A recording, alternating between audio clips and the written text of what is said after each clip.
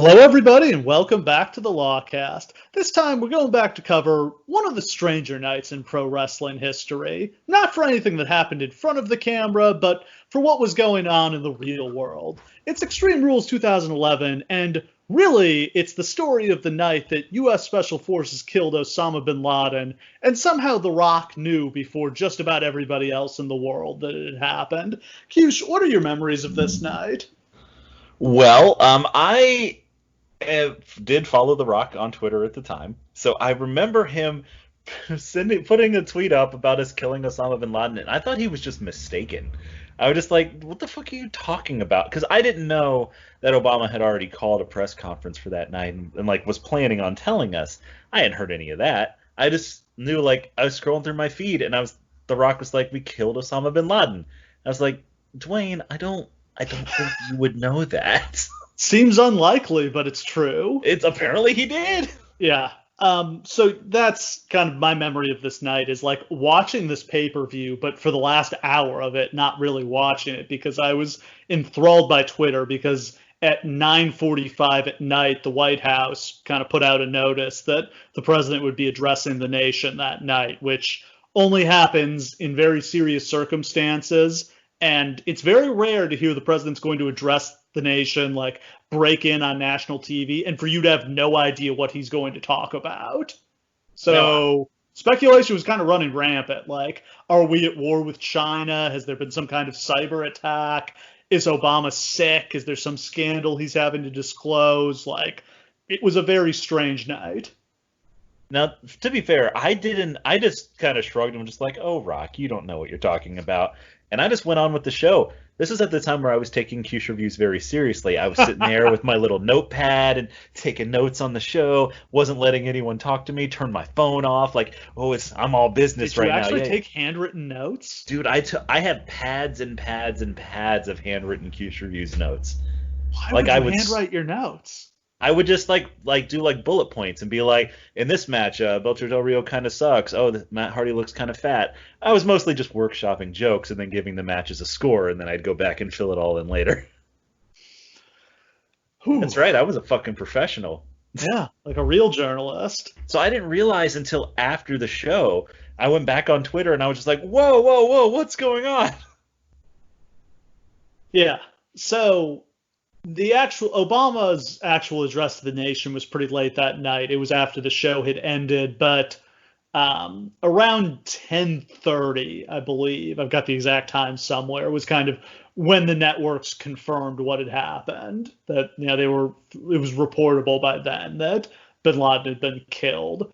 So word began to spread quickly. I would imagine some people in the arena got texts or like were scrolling Twitter, although it's 2011 and back then cell service in arenas could be pretty sketchy and a lot of arenas didn't have Wi-Fi, so maybe nobody knew. But Cena did a little promo after the show, kind of addressing what had happened. I'm sure if nothing else, Vince told him. I don't know where along the line that they found out. You would imagine that somebody in the locker room follows The Rock on Twitter. So for the moment we're in, WWE is coming off WrestleMania 27, which was headlined by The Miz versus John Cena for the WWE Championship, but it was really built around The Rock returning to WWE. I mean, he had made an appearance here, like here and there, but this was big. Like this was his real comeback. Like when he first came back, it felt like maybe he was actually going to be around something resembling full time. And by this point, it had started to become clear that he was only going to make the occasional appearance, but still more than he had been doing, where he was maybe showing up like once a year. Do you remember the resentment when we figured out that he wasn't Yeah. going to be around full time? Cena fueled it, like both in front of the camera and like off camera. Well, that was the crux. Like they knew that they were going to do an unprecedented year-long storyline. That they were going to do the rematch the following WrestleMania, right? Or the first match the Yeah, following WrestleMania. they announced it the night after WrestleMania that they would headline WrestleMania 28 in Miami a year later with Rock and John Cena, the only time it's ever been done. And it's completely insane. And you have to say it was an unqualified success. Yeah. Giving everybody the ability to do that, but also giving both of these guys space and room to really just let the feud grow as time went on. And they went to a lot of fucking places with that. But the backbone of each of their arguments was The Rock was saying to Cena, you couldn't fill my boots. Like, I left, and look what quality the fucking product is in now. And John Cena being like, you are a fucking movie star. Get the fuck out of here. You don't belong here anymore. Those were the two arguments. And John Cena's was way, way, way more compelling. Yeah, I mean, I think we all came out of this with a new respect for John Cena. Absolutely. Particularly when he did the rap on Rock and just Man. smashed him. And the thing was, like, yeah, Dwayne Johnson, these were Dwayne Johnson promos. The Rock died in 2003. Like, there's no more The Rock.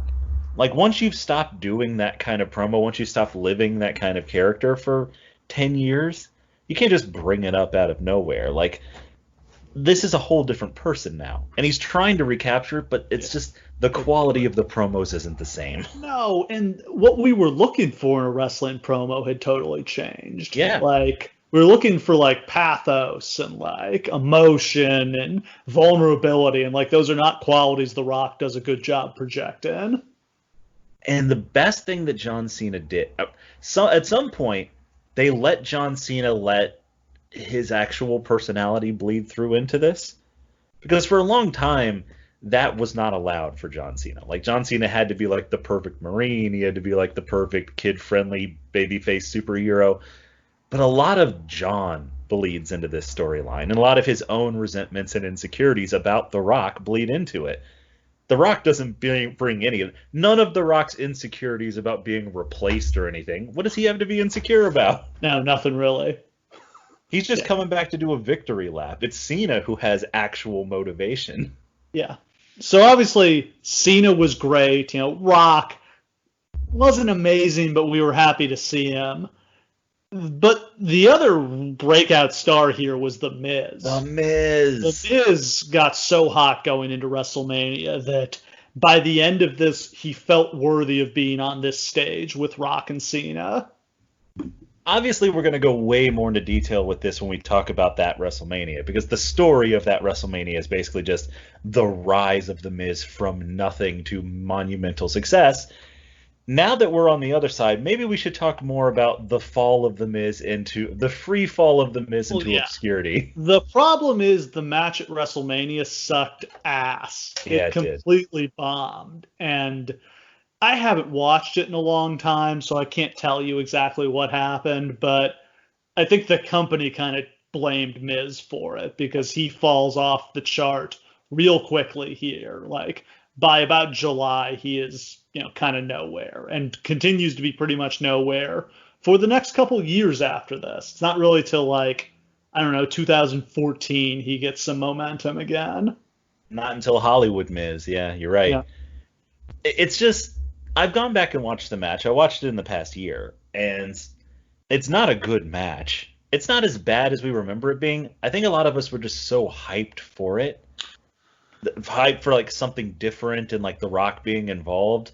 Yeah, that when it was just odd.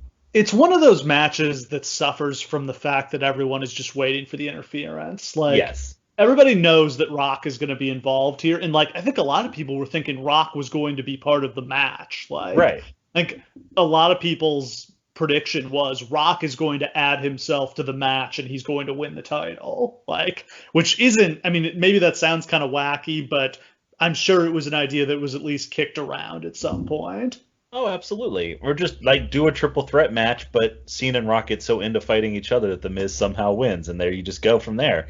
Yeah. You can do the same thing, just do it like that. And the thing is, they were so interested in Cena Rock that I don't even think that WWE realized, because WWE often thinks that fans are going to be super interested in this dream match, and fans don't buy it. This is one of those times where fans were way more ready for the match than WWE even expected. People wanted this match the second it even got suggested in theory. Because The Rock is the savior for the older fans who hate John Cena. The Rock is going to come back, and he's going to bring back the Attitude Era with him, and he's going to bring, edginess and the adult product back to wrestling. And for the younger fans who hadn't been fans since The Rock went and John left, Cena's their guy. He's their hero. fuck this old man coming back trying to say it's not John Cena's company. And they represent the same thing from different eras. Yeah. Like, this is very much. I don't know that there's really been a corollary between this because Hogan versus Rock isn't quite the same because The Rock was never the top guy like Hogan was. And there's like intervening generations there too. Yeah, and like Hogan Andre's not really the same. If like Brett had come back and wrestled Austin or something. Maybe Hogan and Austin would have been a little more this. Yeah. But Hogan Austin had happened really would have been the 80s versus the 90s. I guess Hogan Sting is maybe but Hogan's from before Sting, so it's not quite a perfect corollary. This was literally the man from the generation before and the man who replaced him. You never get that literal match at a time where they were both in good enough shape to both be in their prime and able to have a great match together. Yeah, that's what makes it unique is Rock got over so young that when he comes back to do this, he's only like 36 or something like that. And so this match is a dream. Like, it may be the one true dream match in wrestling history. Like, it's literally the top guy of these two eras. And they're both the same kind of character, or at least they were at one point, where they're both just like the most charismatic guy in the company at the time who cuts all the fun promos and the kids love him. I don't know. Like, there's something perfect. Like, your mind just drifts back to the idea of these two fighting each other. So to recap what happened at WrestleMania, Miz and Cena initially ended in a double count out. Rock then came out and used his powers as the host of WrestleMania to restart them. I know. He overruled the computer that was the Raw general manager at the time and ordered the match to restart as a no disqualification match. And then he came in and hit Cena with the rock bottom, which allowed Miz to get the pin and retain the title. And then Rock hit Miz with like the rock bottom and the people's elbow. And WrestleMania ended with the Rock celebrating. Now, at the time, even people who were fans of The Rock and were happy he was back weren't thrilled that that's how WrestleMania had ended, with him burying both guys. Yeah. But when you realize that we're going to get Rock versus Cena the next year in Miami, you're like, okay, I get it now. And that's the only time they're going to get to touch between now and then, we thought. So just like, well, yeah, he's got to get some heat, right? Yeah. The next night on Raw, Cena challenged Rock to face him in a match. He's like, you tell these people you love them. Prove it. Give them the match they want. And Rock says, okay, I'll do it on the condition that we do something that's never been done before in history. Next year's WrestleMania, Rock versus John Cena in The Rock's hometown of Miami. What a stroke of genius this was. And to brand it as once in a lifetime. Yeah. I love, even though it turned out not to be, I love that, Brandon. Yes. It's just everything about this match, they gave it time so that every lapsed fan in the world could still find out about it, right? So every possible buy they could get, they had access to. And I think that was a big part of the success, is that every time The Rock went on, I don't even know if Jay Leno or who the fuck whatever. Yeah. Every time he goes on a nightly show, they can bring up my next match is at WrestleMania. Every time John Cena gets promo time, he can be like, yeah, fuck you, Dolph Ziggler. And also, by the way, fuck you, Rock, for a full year. And then Rock goes away because he's got a movie to film and he needs to promote Fast 5, which is just about to come out. So back to reality. On the April 11th episode of Raw, there was a gauntlet match to determine the number one contender for the WWE Championship. It came down to Cena and R-Truth, which was a surprise. Truth, beat most of the guys in the gauntlet to get to the end. And then Miz and Alex Riley attacked both guys for disqualification. So the anonymous Raw general manager announced that at Extreme Rules, Miz would defend the title against both Cena and Truth in a triple threat match. This was such a feel-good moment for Truth, who had It really was. languished ever since he came over. In And this 4 years he'd been with the company at this point. He really hadn't done anything. He and never had a main event. and this wasn't totally out of nowhere. Like he had been like steadily like building himself up, and like I think he had held like the U.S. title or something before that, whatever it was. Like he had been getting some wins and getting some momentum, and the fans are behind him. And when this happened, like if you watch that gauntlet match, the fans are going crazy for Yeah. R-Truth. And like the It's idea that he was almost going to come Kofi out of Kingston-esque. yeah, like just the idea that this guy from nowhere is suddenly going to like catch fire and get his shot. Like that never fails. Everyone loves to see that.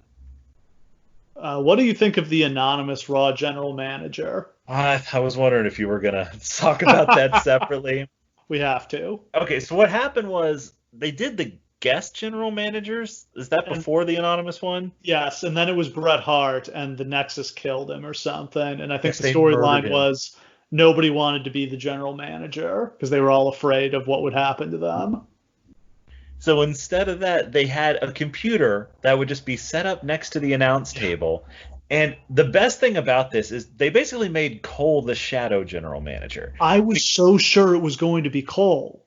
Because every single time it would beep in, he would be the one who went over and read the message. And I it got thought it was so just going to be cheap. there's nothing on the laptop. That Cole would be was the big reveal. There's actually no messages. It's just Cole doing whatever he wants. just imagine one time Jerry Lawler goes over to the laptop and is like, "Wait a minute, there's nothing on this. It's just And then been like Cole Cole." hits him in the head or something. And Cole's just in the coal mine, like, ha ha ha ha ha. Fools, you didn't realize. Yeah, this was I thought going to be the big reveal that like Michael Cole is actually the supervillain mastermind. It should have been, because as we'll get to, Cole has more heat than anyone in the business at this moment. Yeah. But like the idea of the if the idea was to piss off your fans, it was super successful because the fans hated it. You had this Pavlovian response to like the lights blinking and like the annoying like text like tone that you would get this like basically ringtone, the beep in. I still know people who have that text tone to this day because it's just one of the default ones. It's not like it's special. And I hate it so Yeah. You much. hear it, you just recoil. Like, yeah, it's Pavlovian, just like you said. Like, oh, so the show's about to start sucking because the noise happened. Yeah. And it was always bad news. It was never like, oh, hey, let's make this a tag match. It was always like, the anonymous general manager says R-Truth has to face Kane and another Kane. Yeah, so this went on for about I think this started in like the like summer of 2010, and I think it ends this summer when like Triple H takes over the show. And literally it ends with the reveal. No, As with that's all. the other crazy thing. The reveal of that it's Hornswoggle isn't for like 2 years after this. Oh, yeah. It's forever like it's just a dropped like plot thread, and then years after this I don't even remember how they revealed it was Hornswoggle, but they did. You feel like somebody just asked Vince, like, hey, who was the anonymous GM? He's like, oh, let's just say it was Hornswoggle. Let's go do it. But didn't it end with, like, Triple H just walking out, grabbing the laptop, and just throwing it on the ground or something like that? Like Edge, did Edge do that at some point? Yes! Edge came back and he threw it on the ground. That's right. Yeah. That was good shit. The next week on Raw, John Morrison, who is supposed to be R-Truth's friend, questioned whether Truth really deserved to be in the match. Like, made fun of him for being so gassed out the week before because he's a smoker, and convinced him to put his spot in the match on the line. Truth accepted the challenge and Morrison beat him, and then Truth turned heel and just beat on Morrison for like an uncomfortably long period of time. Guys, this is one of the most brilliant heel turns I've ever seen. And if that sounds like hyperbole, because I know that you've heard me say things like that before, let me just paint you a word picture, okay? So they have this match, and at the end of it, John Morrison looks super conflicted. Like, he realizes that he just stole this opportunity from his best friend, but he wanted the opportunity. Like, he won. And so he's like, he goes over to shake Truth's hand. Truth won't shake his hand. He goes up on the top rope to pose.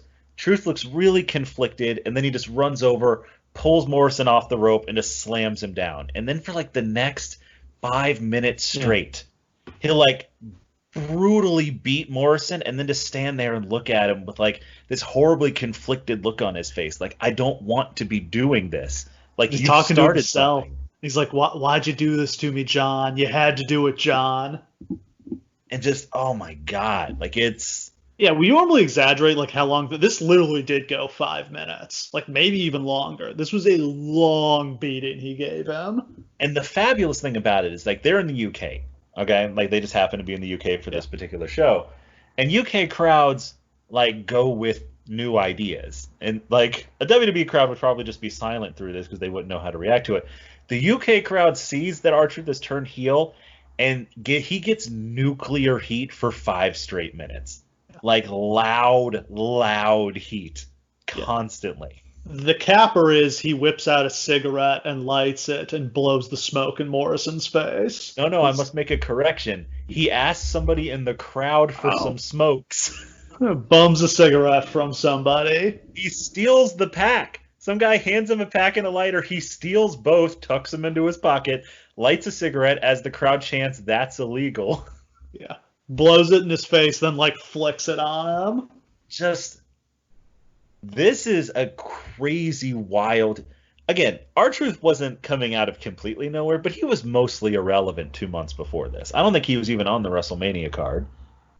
And Yeah, I don't think he may have been in that tag match with the Core. There was like an 8-man tag match that lasted like 30 seconds. But to light him on fire as a babyface 1 week and 2 weeks later to light him even more on fire as a heel is something you don't see very often. Yeah. He ends up having really, I mean, like, what a strange character. I mean, they go, I think, a little too far into the crazy character when it gets to the point where he's like, all he talks about are spiders and like wearing a Confederate uniform for no particular reason. Like, I think like the more dangerous psychopath was better than like the more comedic version they ended up settling on. Yeah, and that's the hand of Vince. Vince wanted to turn it into a comedy character because R-Truth can do comedy. I mean, he just can. He's very talented at it. But like the first couple of weeks after this, where R-Truth comes down and you literally don't know what he's going to do or say, are very compelling. He's got no music. He comes out to silence. I think later he just comes out to "The truth will set you free" and then silence. Set me free, and nothing after that, just booze. That was the thing. Like I'd never seen anybody do it that way before, and like the heat he was getting was real. Like he'd come down to silence and people booed the shit out of him. We've raved about how much we love the combination of him and Miz later in the year. Again, like if you haven't gone back and listened to our Summer of Punk show, please do, because actually, even though it says Summer of Punk on the box, mostly it's us just talking about The Miz and R-Truth and how absolutely astoundingly amazing their interferences in that Hell in a Cell match. Incredible moment at Hell in a Cell. Yeah, which I don't want to get down the rabbit hole of because we'll talk about it for 15 minutes here. Yeah, there's like a list of like top 10 things the Lawcast loves. That shit's on it. The other big story on this show is that Edge has been forced to retire. That same April 11th episode of Raw, he announced that doctors had advised him he couldn't wrestle anymore because of his neck. He's the reigning world heavyweight champion. He had to forfeit the title as a result. Really emotional send-off they gave him that he does, like the announcement on Raw, and then he did, like they had to send him out on SmackDown, though, because SmackDown was his show, so he got to go out on SmackDown, too. Aside from like the Eddie Guerrero like death show, I think this is the most emotional a segment has ever made me because it's really sad. We've seen a lot of wrestlers get torn up when they retire before, but the devastation in Edge and just having to stop while he's literally on top, like he's come back and he's made it back, and now he's like a babyface and beloved and the champ, and SmackDown literally is his show. He's everything he's ever dreamed of being, and it's over. Yeah. That's devastating. It's just cruel. Yeah. And we know he had trouble. I mean, it was hard for him walking away, and it felt unfinished, and I think that's what drove him to finally get back in the ring all these years later. Yeah, if you ever watch that Edge documentary that's on WWE, cannot recommend that enough. It's so good. They basically say like he didn't sleep for weeks after that. He couldn't. Yeah. Like He was in so much pain and he just like was couldn't. torn up psychologically, didn't know what he was going to do. Like, if you're a pro wrestler, I mean, I think it's the same as being a pro athlete. Like, retiring's got to be tough. This is all you've done if you're Edge. This has been your whole life. And there are some people who have like a contingency plan, like they'll go into acting or they'll go into broadcasting, or like He didn't have Edge that. isn't one of those guys. No. Like, he ends up doing okay for himself acting, but like it wasn't like he had an established career. Like, yeah. Some people are just wrestling lifers. Yeah. But like it hurt him so much to leave that way.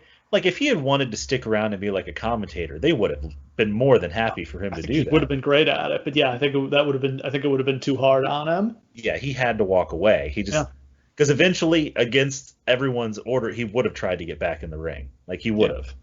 No, I think he said he just like stopped watching for a while because he just couldn't bring himself to.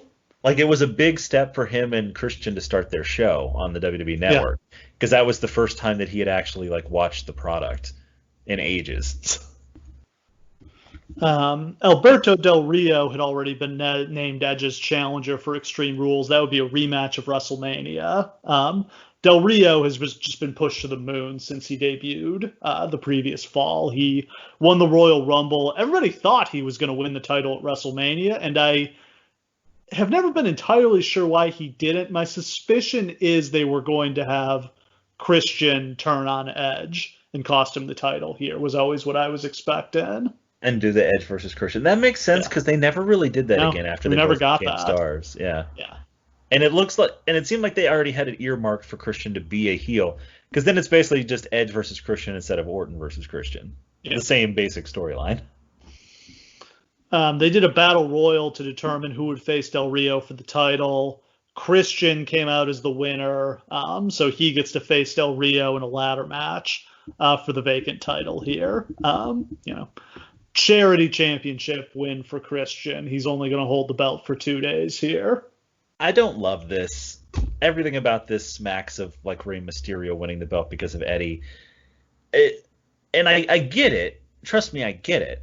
And fans were very happy that he won the belt. Don't get me wrong. It's a great moment, but it's totally in isolation. I imagine how much better that moment is if he earns it later. Like if you do like the Daniel Bryan storyline, but with Christian and he gets there. Like that's such a more fulfilling moment than this. Heartbreaking if he didn't win here, but that might have been better if he didn't win here and then he got it at like SummerSlam. Yeah. If he just built like Del Rio as like a mega heel and then Christian like earns his way back from the bottom. Because it feels like here, like Edge basically hands him the belt. And it's like, They did the draft on Raw a week before this, so this show is a little like scrambled up. We've got Raw guys fighting SmackDown guys because they're like finishing up their feuds. That's the other thing about this moment too, because Alberto Del Rio gets drafted to Raw, so it's basically so it's pretty clear. Yeah, there's not really any question that Christian's going to win because otherwise there's going to be no title on SmackDown. That takes something away. This is the one where Cena gets drafted to SmackDown like on the first pick of the night, but then he's the last pick of the night going back to Raw, which was kind of lame. Is it more or less lame than Triple H getting drafted to SmackDown and then getting dealt back for the Dudley Boyz and Booker T? I think more, because there was no nothing changed here. At least the other one, like there was a trade and some guys got moved. Yeah, this sucked. That wasn't. Also, it doesn't fucking matter what show John Cena's on at this point. Raw got Rey Mysterio, Big Show, and Del Rio. SmackDown got Randy Orton, Mark Henry, and Sin Cara. Got Sin Cara getting shipped to SmackDown already. Debuted like 2 weeks before this. Well, he also. They realized he needed to be on the taped show so they could edit out his botches. They also had already started pitching like the unique lighting and stuff for him, which is a lot easier to do on a taped show where they have like more opportunities to like stop and like set up his shit. Yeah. But yeah, also he and Del Rey can't be on the same show together because they fucking hate each other. Supplemental picks announced on WWE.com saw SmackDown acquire Daniel Bryan, the Great Khali, the Usos, Alicia Fox, William Regal, Yoshi Tatsu, Natalya, Ted DiBiase, Tyson Kidd, Tamina, Alex Riley, and Sheamus. Actually, SmackDown scored pretty good there, getting Daniel Bryan and Sheamus. They'll both really become stars on SmackDown. Yes, it's actually fascinating because it doesn't seem like much of a pickup, but if you think about it, those are all the most important people from that show for the next several years. And Raw got Jack Swagger, Kelly Kelly, JTG, Drew McIntyre, Kurt Hawkins, Chris Masters, Kofi Kingston, Tyler Rex, and Beth Phoenix. Whew. Yeah. Tyler Not much Rex. to say about that. Tyler Rex. Ooh, baby. So as we've mentioned, this show happens the day that U.S. Special Forces killed Osama bin Laden. The raid happened around midnight in Pakistan, which is about 3:30 p.m. Eastern time. Wasn't until 9:45 that night that the White House announced that Obama would address the nation. The first leak of the news of what had happened was at 10:24 p.m. by Donald Rumsfeld's former chief of staff, Keith Urban. And then 47 seconds later, the second tweet was by Dwayne "The Rock" Johnson. Fuck yeah. Rock's tweet read, "Just got word that will shock the world, land of the free, home of the brave, damn proud to be an American." I wonder if Rock realized that he was getting that news before everyone else or not. Because I feel like he just got a text and was just like, oh shit, better tweet about this. Yeah, it seems very likely that both guys had the same source. They both knew somebody in the SEALs. Like, Rock, I assume, I mean, he's got family who's in the military, but it's probably somebody he met, like, training for one of his movies. Oh, I'm sure. Or doing a base visit, because he does that kind of stuff, too. So, like, this guy, like, fires off a text to, like, his actual contact in the government, and they're just like, wait. Let's text The Rock, too. Let me see if I can get in good with The Rock. Hey, Rocky, guess what? Yeah. He's been asked about this, and he's always been coy, because he doesn't want to get this guy in trouble. Like, I'm sure even now, like, that guy would have some questions. Yeah. Also, this is the weekend that Fast 5 was released, and that marked Rock's, like, truly becoming a Hollywood megastar. Movie grossed over $100 million in its opening weekend and $625 million worldwide. Those are enormous numbers for an April release. The previous movie in the series without The Rock had grossed $70 million on the opening weekend, so that's a $30 million Dwayne Johnson bump. Franchise Viagra. Yeah. And, like, Fast and Furious movies were generally considered to be done. Like, the fourth one, nobody even really talked about. I loved the original. And then, like, the sequel was terrible, and I hadn't seen the third one or the fourth one. Speaking anecdotally, I had never seen any of them before Fast 5. Wow. But I had just never been interested. I'm not a car guy. The first ones had just straight up been about street racing and undercover cops. I don't give a fuck about that. And then, like, I heard about Tokyo Drift and how it didn't even have the original guys in it, and I was like, well, that's kind of weird. And then the fourth one came out, and nobody talked about it at all. I didn't even realize there had been a fourth one. Yes. And so when I started hearing about this one, I was just like, whatever. Yeah. And then when I first saw 5 in the theater, like, they do the montage recapping what happened in the previous movie. I'm like, when the fuck did all of this happen? I don't remember any of this. I'm so glad they did that montage, because I was like, that's all the information I knew about any of the characters.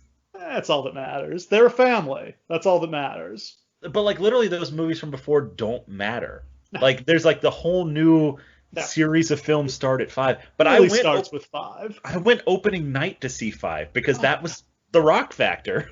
Yeah, no, and I've become a huge mark for these movies. Oh my god! I see every single one of them in the theaters opening night. It's appointment viewing to watch the trailer for the new one and be like, John Cena's in this one? What? Yeah, I think I texted you, like, the second the trailer dropped, being like, what the fuck? John Cena's Dom's evil brother. This is fucking nuts. I did the same thing when, like, Ronda Rousey was in the other one, and just like, oh fuck, Jason Statham. Oh. Like, it's like a whole thing. Oh yeah. So the next one was supposed to come out I think it was May. It was supposed to come out pretty soon. Obviously, it's been delayed because of the virus outbreak. But if they put this on pay-per-view, I'd pay $200 to watch it. I'm not even lying. I think that I would pay a rent payment to watch this movie right now. I think it's kind of insane that movies aren't just being released on demand at this point. How fucking much money would you pay to watch the Bond movie right now? Yeah, I probably wouldn't have even gone to see it in the theater, but at this point, fuck it. Anything desperate new. For something to watch, yeah. Yeah. Just put me in a Zoom chat and just show all of us at the same time. Invite your favorite 5 people to watch the new Bond movie together. Yeah. I think at some point they're gonna have to, because they're just gonna go broke with without having any money coming in. Yeah. Fuck me. Whoever gets around to this first is gonna make a boatload of money. Whoever the first studio is to be bold and just be like, we're gonna release a big movie on pay-per-view. Relearning the lessons we learned in pro wrestling a long time ago. Of course, it won't do me any good because I don't have cable, but that's neither here nor there. They release it on YouTube and shit. Yeah. When I say pay-per-view, I really mean digital. Yeah.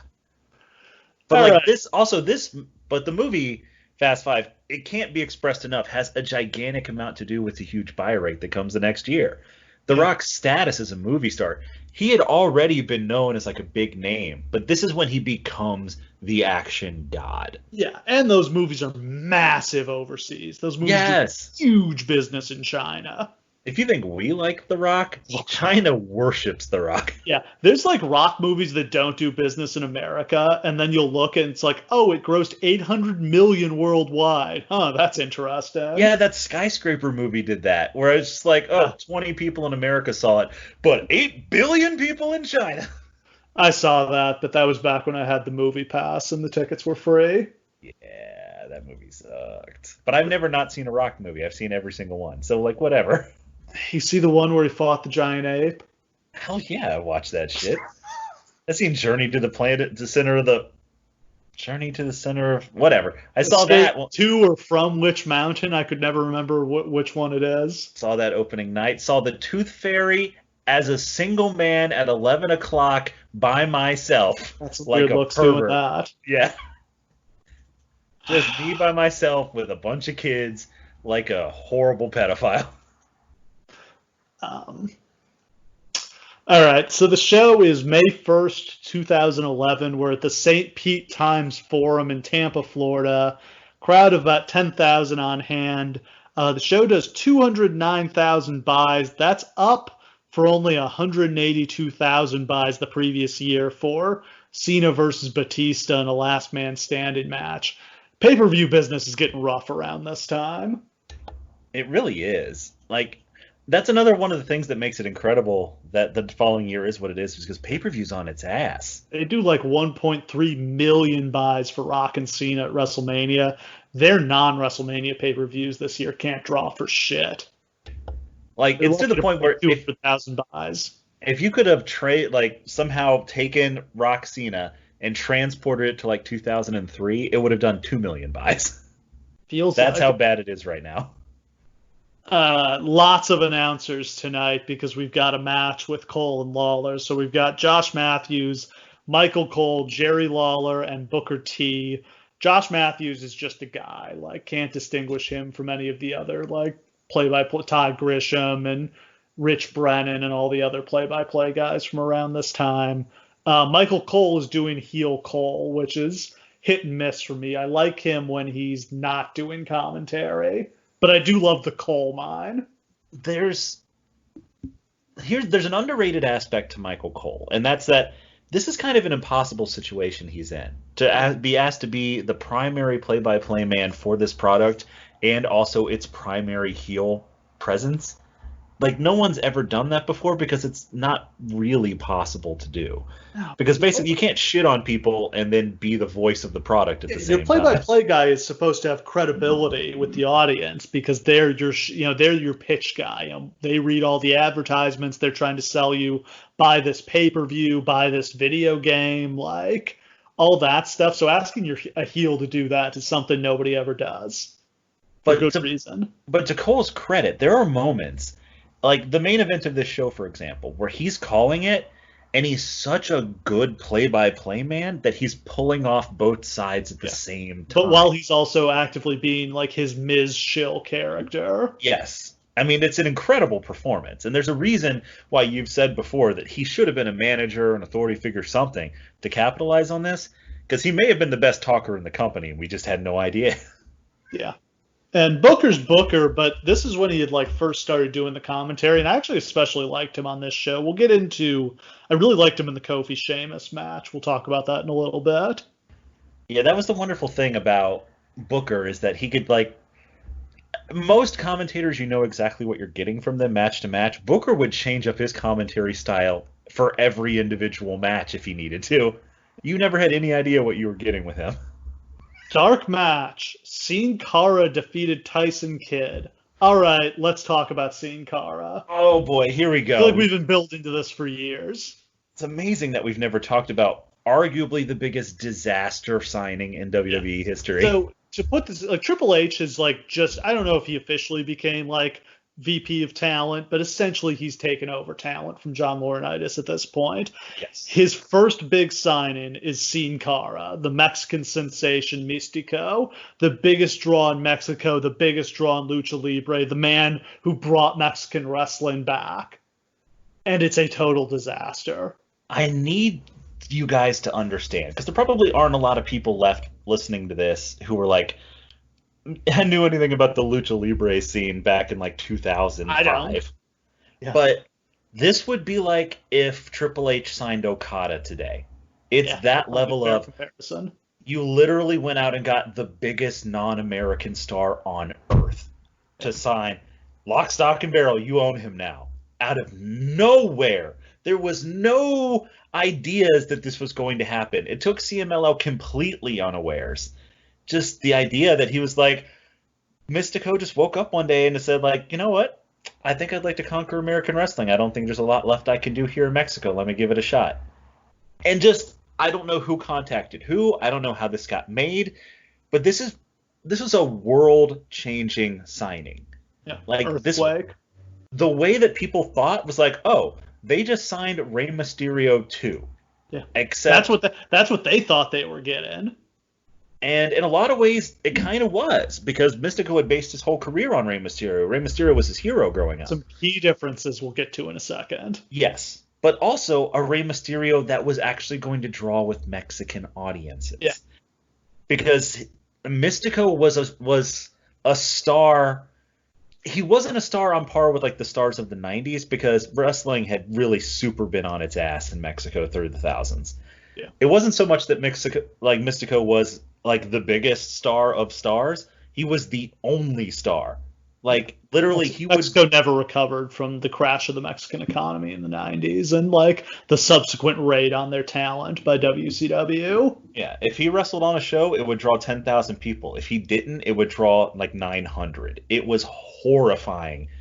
And that's what they were looking at. Mystico up and leaves, and the idea was Lucha Libre's dead. Like, there's no new stars. Has now signed Mystico and Alberto Del Rio, formerly Dos Caras. Like, they're making a play for Mexico. And they do, and they start running shows in Mexico City, and I feel like they drew pretty well at first. Yeah, the talk at the time was that they were going to expand into Mexico. Like, that was the plan. Isn't this when they were talking about setting up territories all over the world? Yes, this is when that first comes up. So, like, this idea with, like, NXT UK and NXT Japan, like, that, Triple H had that idea right at the beginning. And that was Triple H and Shane McMahon were going to do that together. Because Shane had so much experience worldwide from doing his other outside WWE stuff that he was going to help Triple H set up these, like, outposts all across the world. There's going to be one in India, one in Mexico, one in Japan, one in the UK. Like, everywhere that people liked wrestling, there was going to be a WWE presence. And this could not. Do you remember the press conference when they debuted? They had never done one of those before. Never do stuff like that. Yeah. Like, if you want to know what a big star this is, the idea that they took a guy that was almost completely unknown to the majority of their fan base. Was the press conference in, like, Mexico City? Where did they do that? I think they did it in New LA? York. Yeah, New York? I don't remember where they were. It wasn't in Mexico. It was in the States. And he came out, like, wearing his mask and a suit. That was actually my Halloween costume that year, was Sin Cara in a suit. But man, I cannot express enough what a gigantic earth-shaking announcement this was. Like they signed a guy who, had things gone right, could have been a top star for them for the next decade. So what went wrong? Well, I don't think that they had met him before. He's an enormous prick. He's such an asshole.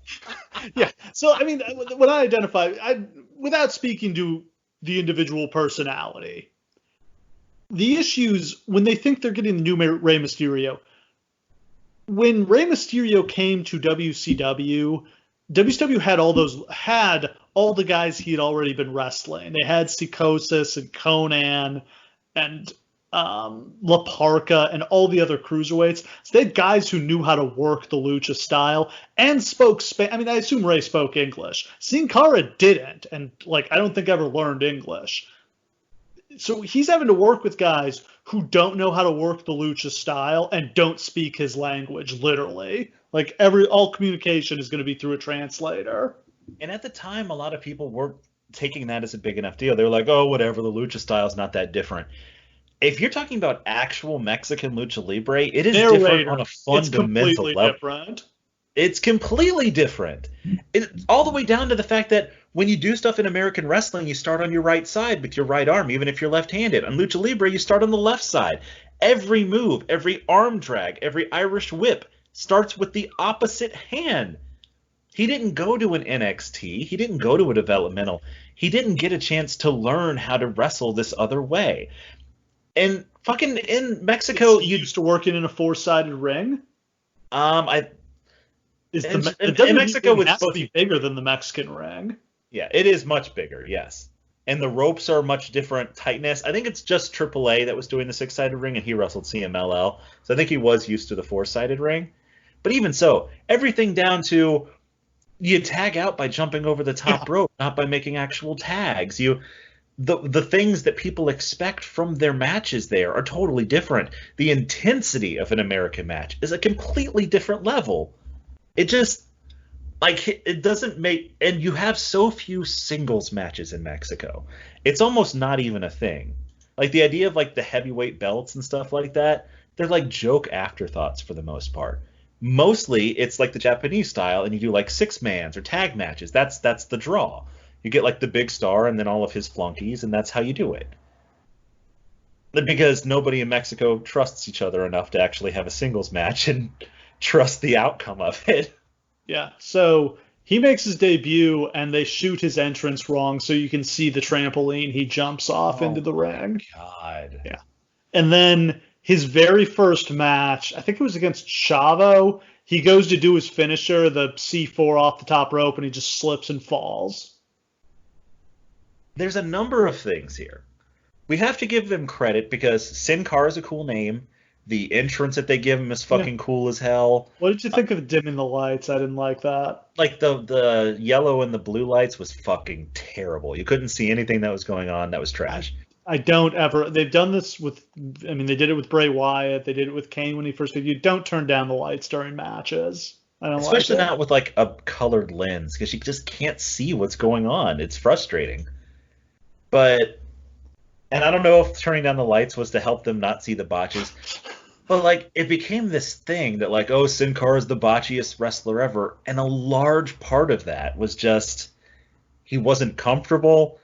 Like, he was trying to learn on the fly. He couldn't communicate with people. So, like, the timing was off, right? So, it was embarrassing to watch because I had been hyping this guy up to all of my friends. And then they turn around and it's like, oh, you mean fucking Sinbacha? It was painful. Just total bomb. Yeah, it culminates with him failing a drug test, I think, in the summer, and then they write him out. Yes, they write him out by literally replacing him under the mask. Yeah, they make up a new Sin Cara, and like the Sin Cara versus Sin Cara feud was actually kind of cool, and they had a really good mask versus mask match in Mexico City.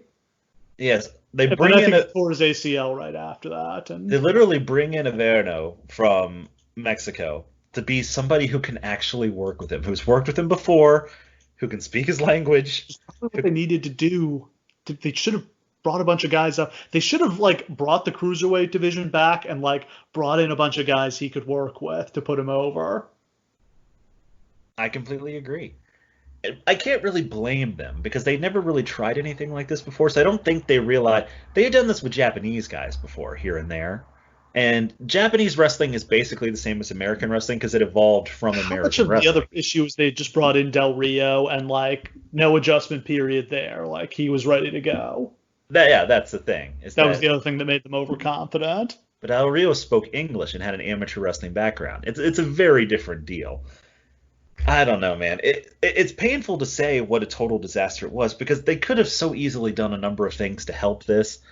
I'm not sure it ever could have succeeded because we found out later that he's the biggest douchebag who ever walked the earth. And I don't know. It's one of those famous disasters. But I just wish that we had gotten to see what he could do because Mystico, when he was on top of his game, was one of the most dazzlingly electric high-flying wrestlers I've ever seen.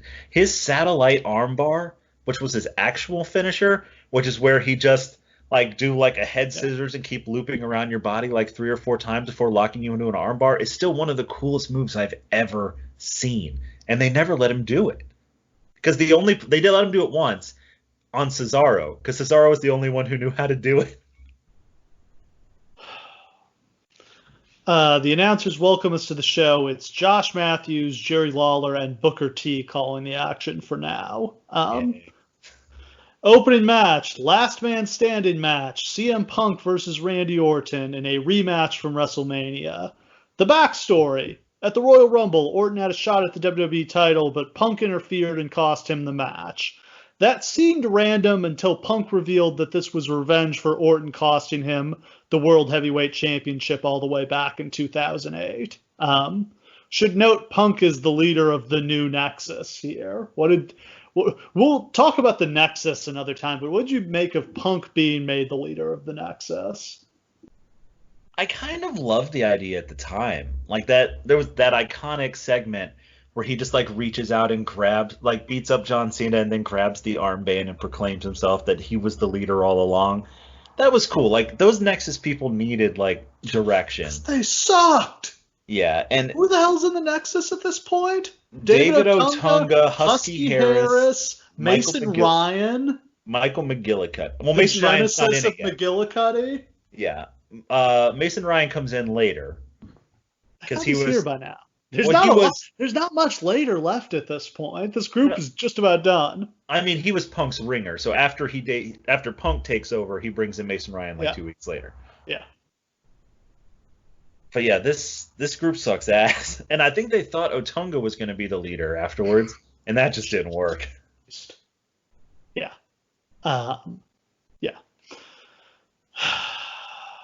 Punk proceeded to pick apart and eliminate every member of the new Nexus on the way into WrestleMania, and then he beat Punk at WrestleMania. So there's really not much reason to be having a rematch here. Also, the idea, I like continuity. We always ask for more continuity from our wrestling. Pulling 2-year-old storylines out of your ass from nowhere, that's not what we mean when we ask for continuity. Orton has just been drafted to SmackDown and Punk is still on Raw, so this is going to be the end of the feud. I don't think anyone was clamoring for it to go on. When you see Randy Orton at this point in 2011, sketchy, patchy beard, he is just a walking skip button. Like, there's nothing. Ever since Triple H squashed his entire career, I don't know that he's ever done anything after that I was interested in, except for like the 3 months where he joined Bray Wyatt. Like, there's literally nothing here of substance of that character ever again. He's a babyface at this point, and like continues to. Yeah, the babyface Randy Orton is really bad. Because his character doesn't show emotion. So when he's a babyface, he just looks like he doesn't give a shit about anything. Punk is out second. He's got the new Nexus with him, but the anonymous Raw general manager buzzes in to declare that the new Nexus is banned from ringside and cannot interfere. Oh, man. Yeah. They fight. This is a long, like, 20-minute match. Orton hits an RKO. Punk makes it to his feet. Punk rams Orton's neck in a chair into the ring post. Orton makes it up. Punk goes for the punt. He goes up top, or Punk dodges the punt. He goes to the top rope, but Orton gets him with a kendo stick. Orton hits an RKO off the middle rope and makes it to his feet before the count of 10. Punk doesn't make it up. Orton wins a 20-minute match that I did not need to see. This match sucks. We watched the exact same match. Oh! We haven't really mentioned yet, but like obviously the podcast that precedes this one was this same show from next year. We saw this exact same fucking match with Kane next year. Sucked the year after this too. I almost preferred it with Kane, if that says anything about what CM Punk is at this point. Oh my god. Much better things ahead for Punk. Oh my god. Backstage, Teddy Long tells Sheamus that he'll be defending the U.S. title against Kofi Kingston in a tables match.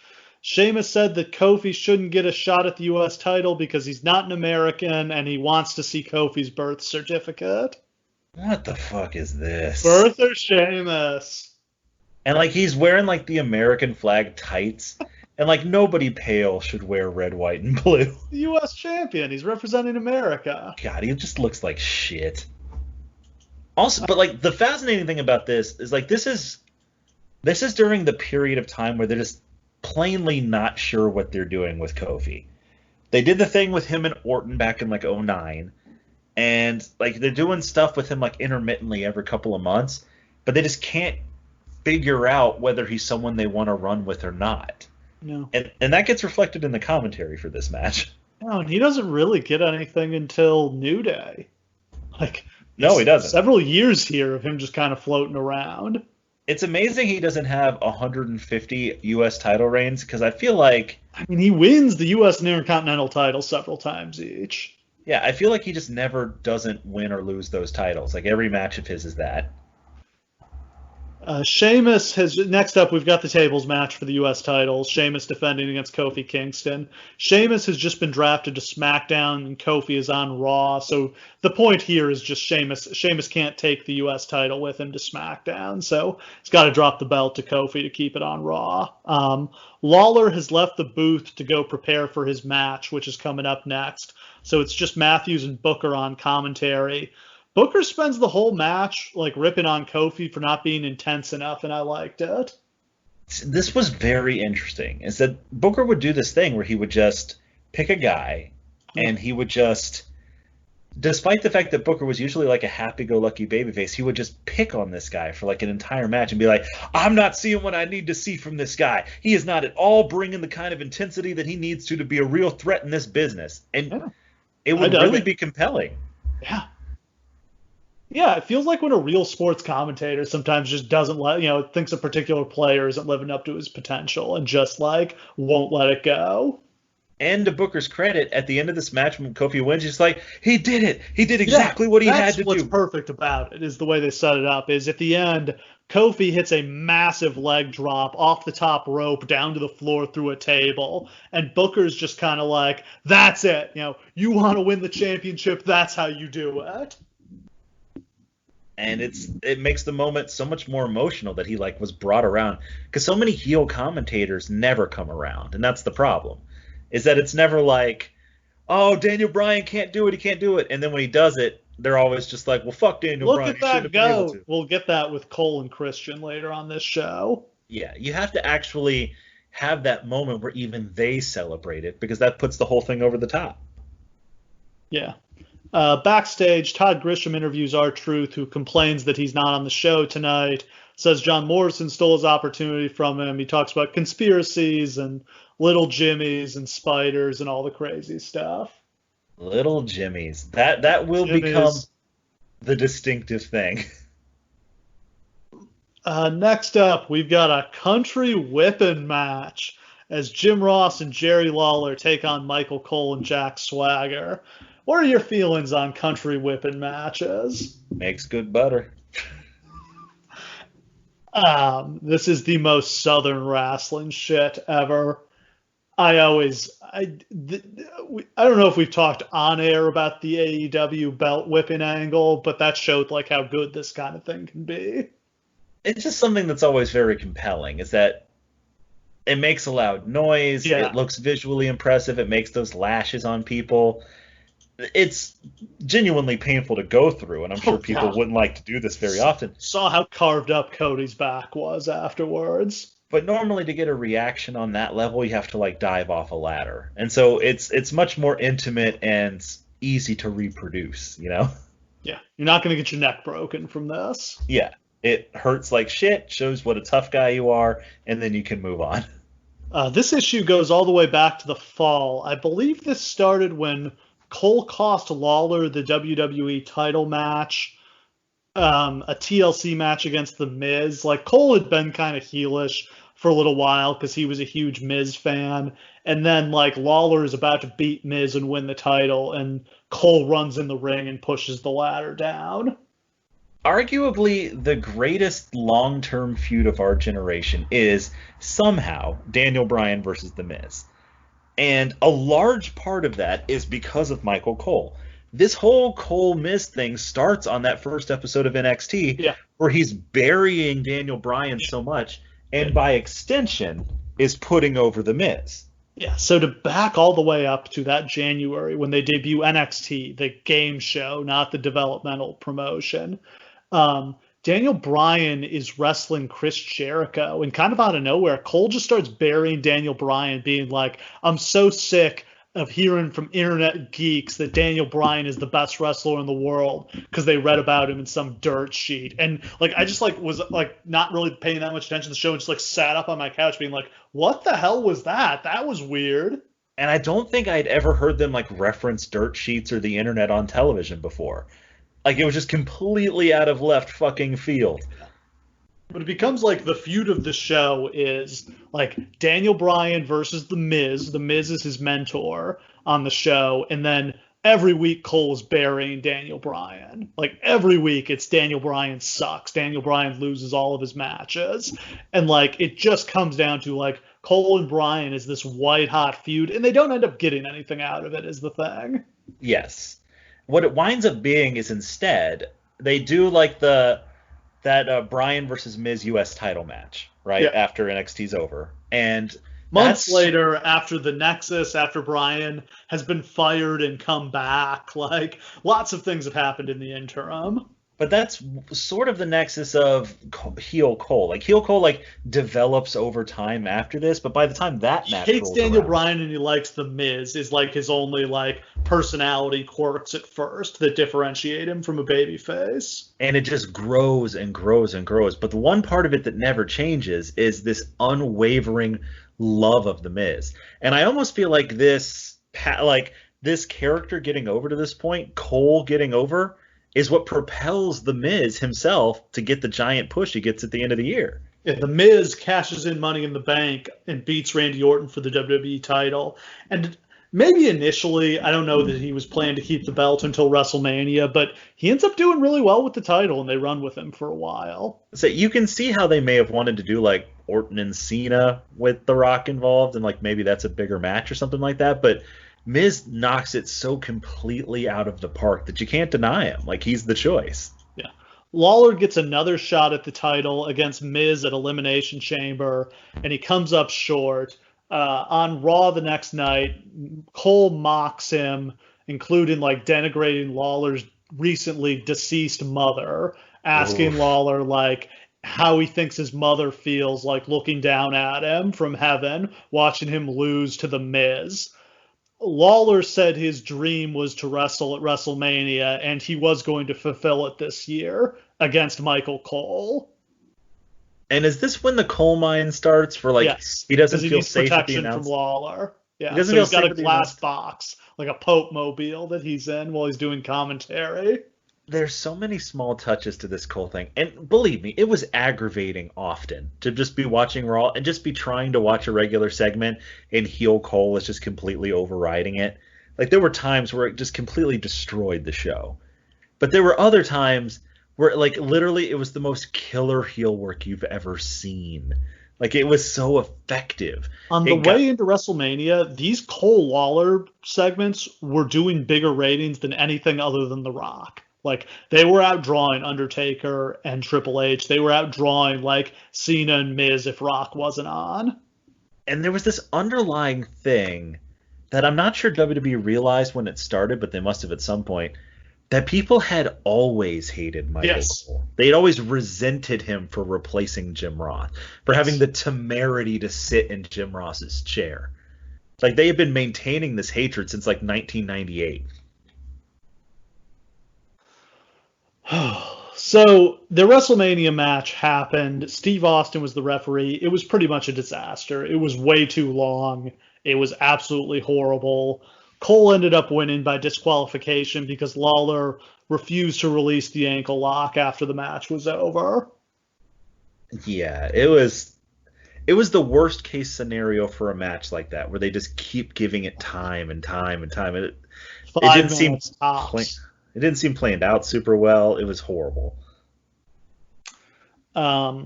Swagger they just kind of threw Swagger with Cole to give him a manager. Like, I don't remember there being any real connection there. Swagger has nothing to do. He's just wandering around backstage until every once in a while they'll just be like, "I need a big guy for this segment." Oh yeah, it's you. Go in there. This is a no disqualification match where everyone has a belt they can use. Cole comes out covered in bubble wrap for protection. That was outstanding. I did not remember this, Nope. and I literally cheered out loud when I saw it. I was like, "Brilliant!" Swagger and Cole both get heat on Lawler for a while. Lawler eventually makes the hot tag to JR. He whips Swagger, gets him with a low blow, and gets him in the ankle lock. Cole tags in. He gets caught in the ankle lock, but Swagger breaks it up, and Cole manages to roll up Ross for the pin in 7 minutes. I thought this was as good as it possibly could have been. Kept it short. It was really hot. Yeah, keeping it short was a very big deal. It was very hot. Michael Cole somehow managing to not get his comeuppance yet again. It's just like the crowd hated it. He finally gets it the next month in a Kiss My Foot match against Lawler, where somehow Bret Hart somehow gets involved because Bret Hart and Jerry Lawler had previously had the Kiss My Foot match. Bret Hart was sitting at home and just like, feet. I got to get involved with this one. They go backstage to Cena. He does a promo about the fact that it's been almost a year since he's been WWE champion.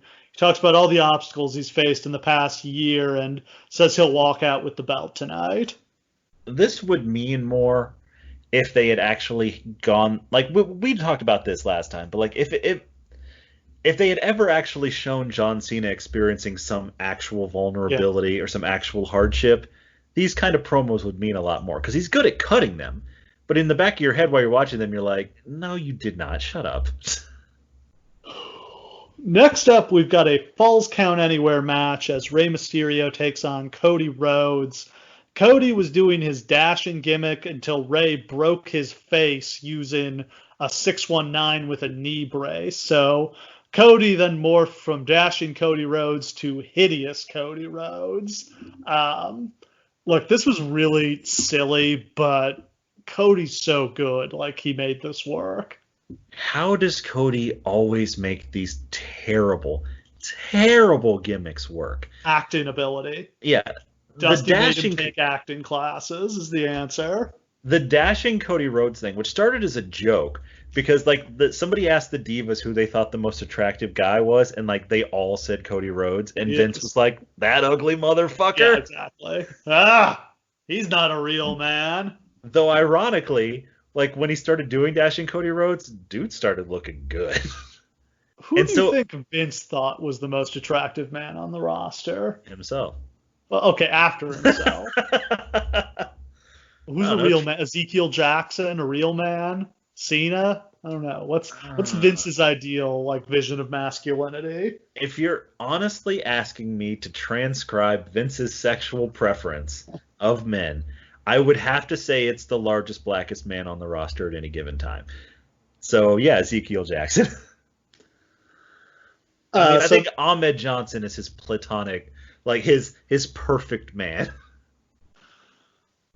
So this is where Cody like is wearing the face mask and he like won't show his face to the camera, comes out with a hooded sweatshirt and the hood pulled up, and he makes the fans wear paper bags in the front row. That was pretty cool, actually. Like a gimmick that should not work. That if you handed it to 99.9% of the rest of the wrestling Nobody else could world, pull this off. yeah. But he pulls it off. And it's actually compelling. Where he's like cutting all these promos about like, you took away the only thing about me that mattered, and now I'll take your mask from you because you're hiding too, Ray. It's like, man, this is creepy as shit. Before the match, Cody asks the fans at ringside to put paper bags over their heads because they are so ugly. And they happily do. They fight into the crowd. They go up into the concession stand. Cody hit a disaster kick off the counter. Ray did a crossbody off the counter. They go back to the ring. Ray did a diving headbutt. He tried for the 619 with his knee brace. Cody blocked it and hit an Alabama slam. And then Ray hit Cody with green mist. Yes! What was this? This was apropos of nothing. Nope. Never referenced again. And I gotta be honest with you, I wasn't happy about it because green mist is a super protected gimmick. Isn't green mist like poison? Doesn't that blind you? Kayfabe, yeah. No, that's what I mean, is the colors have different severities. Yes. You know what I'm saying? Well, yes, green hurts you and it stings. It's red that's the poison. Okay. Like, you could die from red mist in kayfabe. But, like, it gets handed down from person to person. Like, whoever has it now is the person who, chronologically, from the Great Kabuki, is supposed to have it. You don't just also do it. I think Asuka is the one who has it now. I think Tajiri handed it to her. But, like, it's important. Like, you can't just everybody have the shit.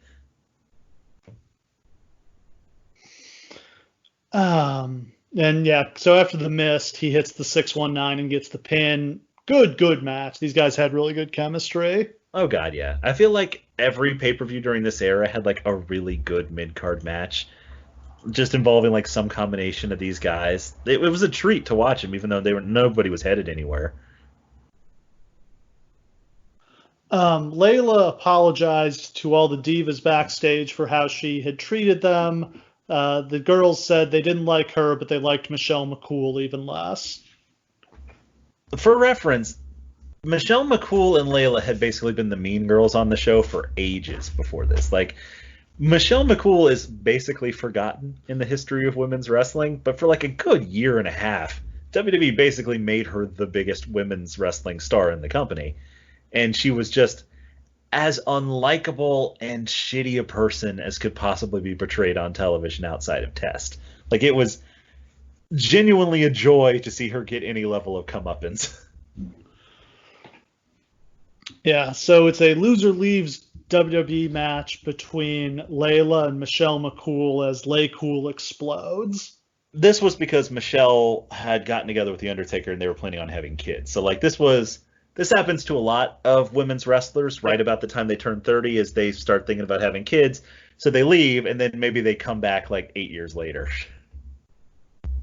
Michelle jumps Layla before the bell. Layla makes a comeback. Michelle bails. Michelle hit a Frankensteiner off the turnbuckle. They go back in the ring. McCool hits a super kick. She goes for the Styles Clash, but Layla slips out and hits a neck breaker. Layla tries for a roll-up. Michelle gets her with the Styles Clash. McCool taunted rather than make the pin, and Layla rolled her up for the pin in about 5 minutes. They both look really upset, and Layla leaves kind of without celebrating. Because they're still friends. Like, Layla didn't want to have to do this, but Michelle forced the issue. And then Michelle gets herself taken out. But who gives a shit about any of this? Yeah, because Michelle is still in the ring when Karma's music comes on. I believe this was her actual debut. They've been doing vignettes for the last couple weeks to build this. Triple H's second signing after Mystico was the biggest and most impressive women's wrestler on the planet, because he was really hitting 2 for 2 here as being in charge of talent, at least in terms of winning me over. I was so excited for this. They did a great job building her up with some Dude, very like simple and creepy vignettes. I went back and watched the 3 vignettes before we recorded this. And like they're so scary that my wife asked me to turn it off from the other room just from hearing the music. Like dressing up all of the divas as like individual Barbies and like ripping their heads off to this creepy music. And this was the perfect debut for a character like this. Because Michelle McCool, the most hated woman on the planet, is just sitting in the ring crying, devastated. Her career is over. And then a woman named Karma emerges, stalks down to the ring, and kills her dead. While all of the divas are in the back watching because they just wanted to celebrate Michelle losing her job.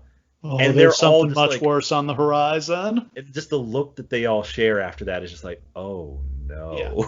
So this was going to reinvent women's wrestling in WWE. Yes. Like she was going to destroy all of the women and hold the whatever Divas women's title belt for a long ass time until they had somebody who was ready to take it from her. Like maybe Paige, I don't know who it would be at this point. It would have eventually been Paige, but they don't even have Paige yet. No, Like there Paige was, doesn't debut for Paige doesn't debut on the main roster until 2014. but they've talked about this, and they basically said like the division doesn't have anywhere to go right now. So instead, why don't we just take one person, make them completely dominant, like Bruno Sammartino dominant, and then just wait for that next person to come. And that's like that was part of the Triple H thing. It's just like I'll start a developmental territory, I'll make that next person, and then when they're ready, we'll have this mega push ready for them. Yeah. Because no one is more. And in the meantime, they were going to have Kong face women or face men, like for real. Because nobody. That's probably where it would have ended up going. Is she dominates the women for like a year, and then she wants to fight men because she wants competition. I really thought in that Royal Rumble that she should have like eliminated like half the field. She should have gotten like the Diesel push. Because it was so believable. Like she is so unbelievably talented, first of all, and just incredibly destructive and amazing. But this was also like the best shape that she was ever in. This is the most motivated. The character is so on fire. The music is perfect. Everything is there. And unfortunately, the only thing that got in the way was horrible personal issues that she had that had nothing to do with wrestling whatsoever and completely, basically derailed her entire career. Well, so she got pregnant. Like, she might be pregnant already at this point. She hasn't realized it yet. But that's what ends up. She's around for a couple more weeks after this. And then, like, she's pregnant and she, like, announces it on Raw. And then she goes away because she's pregnant. She can't wrestle. And I believe she has a miscarriage. Yes, I believe so. And it's. I don't want to get into like the personal details of her horrible, tragic situation that comes around all of this. It sucks. It's a nightmare, and like emotionally, she has a lot of trouble recovering.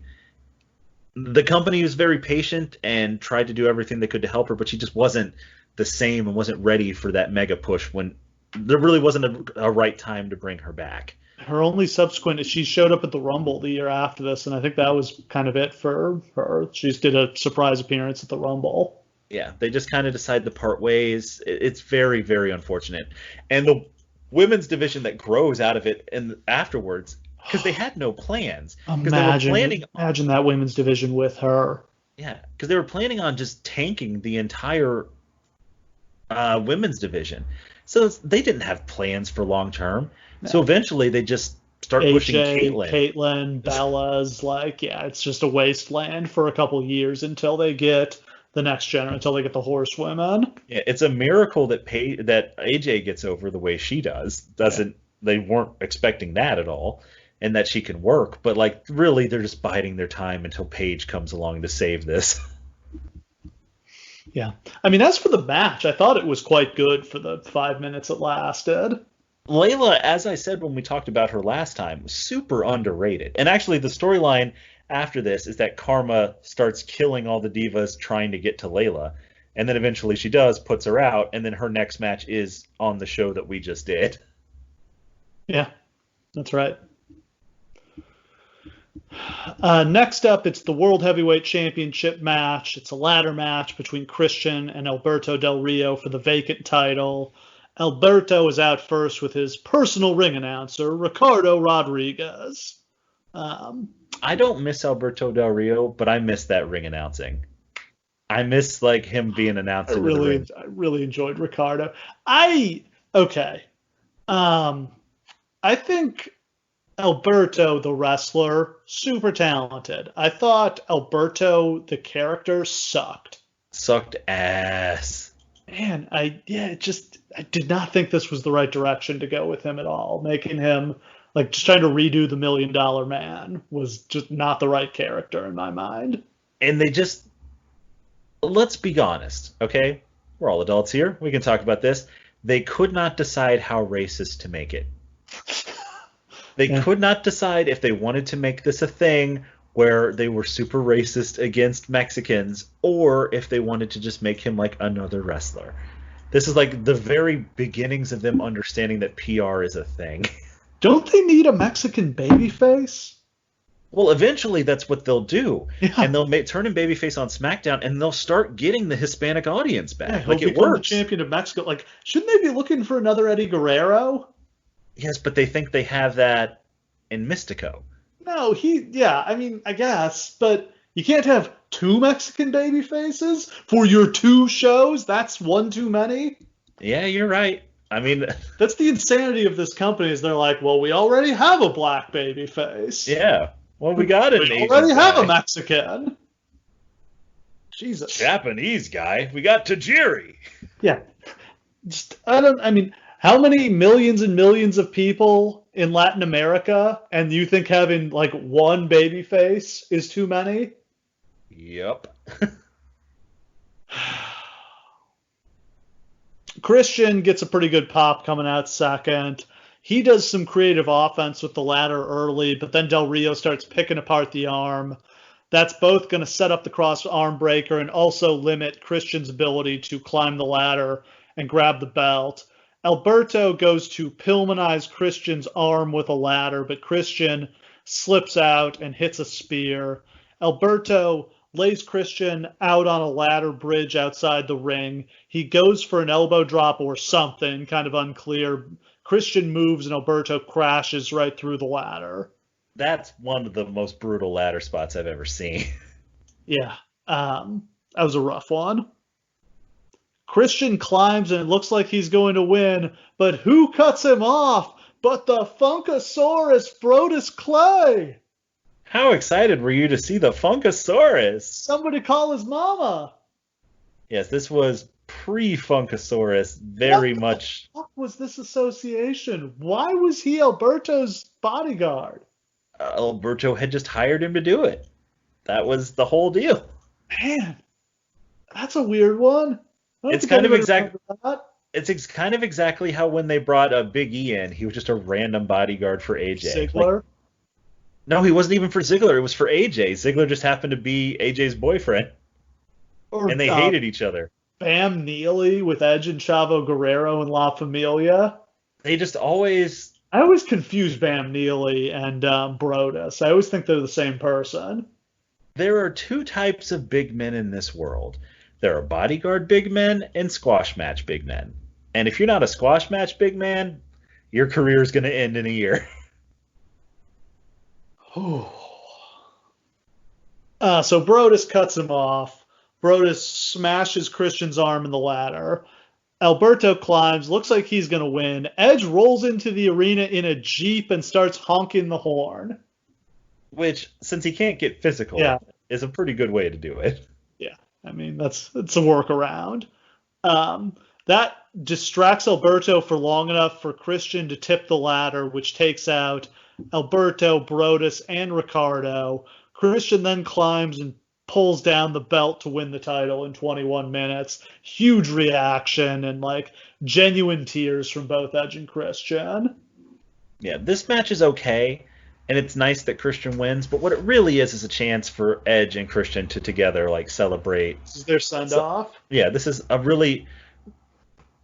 I guarantee you that they already had ideas for Christian to be part of the main event angle, but I also guarantee you that Edge was part of the decision for Christian to win the belt. Like I'm sure that like Vince was talking to Edge about like what to do next, and he's just like put the belt on Christian. The fans will love it, And they did. and they did.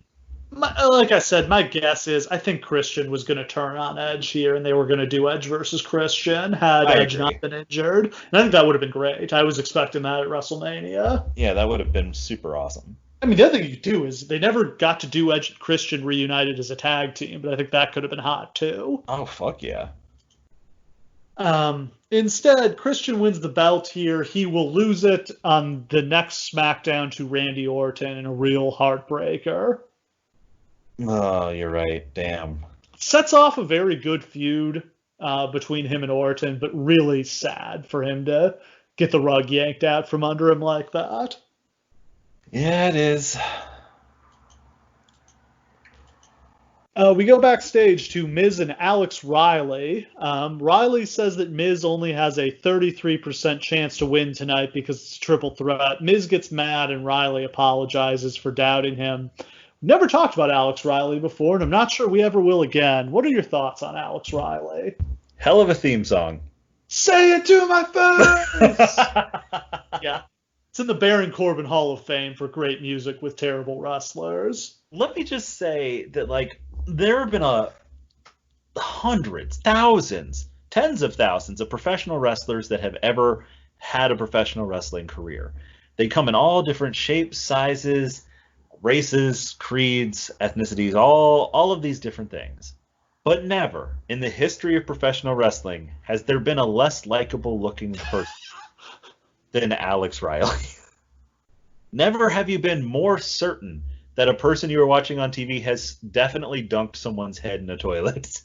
Him and Miz seemed like a perfect duo. Yeah, just having Alex Riley be like an ambitious frat boy who has to pretend that he's like absolutely obsessed with the Miz just to get ahead in life, it's very believable.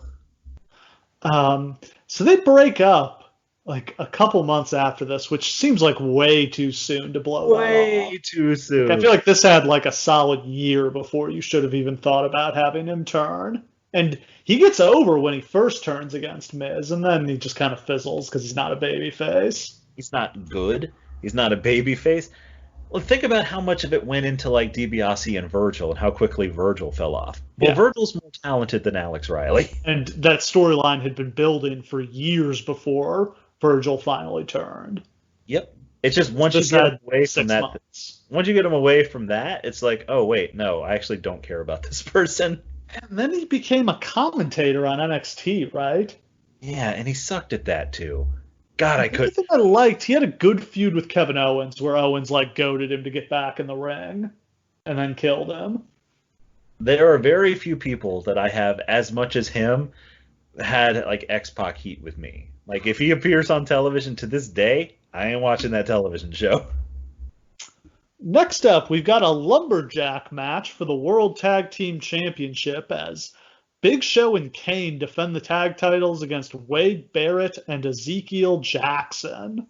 All right, Steve, it's a lot going on here. It's time to keep your gimmick strong. I need you to read off the lumberjacks in your Vince McMahon voice. Oh, fuck, I don't have them here. Hold on, I gotta pull the Wikipedia page up. Because I believe you said before, and I quote, "This is the biggest bunch of jabronis ever." No. I promise this is the biggest bunch of jabronis. Byron Saxton, Connor O'Brien, Darren Young, David Hart Smith, Evan Bourne, Heath Slater, the one-man rock band, Jacob Novak. Who the fuck is Jacob Novak? Doesn't have a Wikipedia page. I have no idea who that guy is. Johnny Curtis, Justin Gabriel, Lucky Cannon, Primo, Santino Marella, The Real Deal Titus O'Neil, Trent Beretta, Tyler Rex, Vladimir Kozlov, and Yoshi Tatsu. I don't know who half of these people are. This was Who like, in the hell is Connor O'Brien? Who is Lucky Cannon? okay, hold on. Connor O'Brien is a member of the Ascension. Oh, that's right. Okay, it's Connor from the Ascension. Yes. Lucky Cannon was from NXT that Didn't year. we call him Sucky Cannon? Yes, we sure did, because he sucked. Most of these people are Did like, Johnny Curtis win Tough Enough? no, I don't think so. Did he? He's Fandango. Oh, that's Fandango. Yeah. Okay. Yeah. And yeah, Tyler Rex with his dreadlocks and Yoshitatsu. Easy to forget Byron Saxton was a wrestler. Yeah. Aren't most of these guys from like that cursed season of NXT Yes. that went on for like a year with no end in? That's Titus O'Neil and Lucky Cannon definitely are. Literally, they were on this season and they just basically forgot to end it. They were just like, we have no actual concept of what to do with this. We're just going to keep it going. CM Punk did commentary for a lot of it and just buried the universe. Oh, it was so good. Man, that is a depressing group of wrestlers. And the best part is, this is the future. These people, because this is before NXT, this is basically functionally, like this is after FCW, but FCW hasn't had a huge success rate. Don't let the new documentary make you think that FCW was a huge success. Largely, it was a gigantic failure. So these guys are basically being looked at as like the next 5 years of WWE. That list of talent that Steve just read off. It was a dire time. NXT saved us from this. So Wade Barrett and Ezekiel Jackson are the core with 2 R's, which is the like sequel stable to the Nexus after Barrett got kicked out and Punk took over the Nexus. So it was Barrett and Jackson and Slater and Gabriel, I think. Was there somebody else? That might be it. Nope, it's them, yeah. Yeah. So they said they were the core of the Nexus. A real trash fire stable. It just sucks so extremely bad. Like, this stable only lasts until June 10th. Like, it doesn't make it 6 months. I mean, it just becomes a vehicle to push Jackson because he's somebody they're high on. And then does he get hurt? Because he just kind of disappears after this. No, he becomes a babyface. Like, he's the guy. They start having him do like 20 body slams in a match, and that becomes his new thing. Is that instead of like the triple German suplexes or the triple suplexes, it's the 10 body slams of Ezekiel Jackson. Really impressive physique on him. It's about all you can say. It's unfortunate that his legacy for me is that he's the guy I use as the example of, if you're a big guy and can't project aggressiveness, you will never get over. Like, Ezekiel Jackson is the example. Big guy, great muscles, very compelling, never had even this ghost of a shot of getting over because he doesn't seem like a threat. It's all just bodybuilding muscles. And Kane and Big Show are the tag team champions because neither of them had anything going on.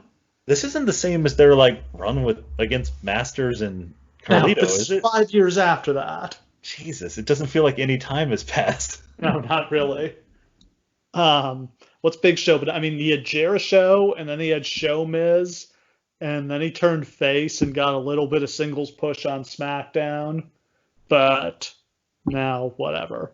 Him and Kane are on different shows now, I think, because I think Show got drafted to Raw, but the tag titles are defended across the shows at this point. There's only one set of tag belts. They're those horrible penny belts that I hated. Oh my God, the penny belts. You're right. I don't normally get fired up about belts, but even you think these sucked. I don't care about belts one way or another ever. And I know that's one of the things that you find the most hateable about me. Yeah, that is but despicable. These are some of the worst belts I've ever seen.